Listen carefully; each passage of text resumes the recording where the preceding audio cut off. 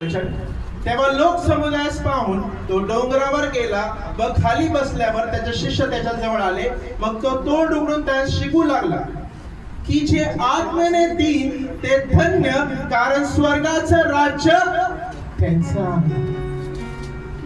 प्रभू येशू ख्रिस्त डोंगरावरती संदेश देत आहे. डोंगर कसा असतं? उभं असतं. प्रभू येशू ख्रिस्त त्याच्यावरती उभा आहे आणि शिष्य लोक खाली बसलेले आहे आणि तो डोंगरावरून प्रीच करत आहे, संदेश देत आहे. तर त्याचा पहिला संदेश काय आहे?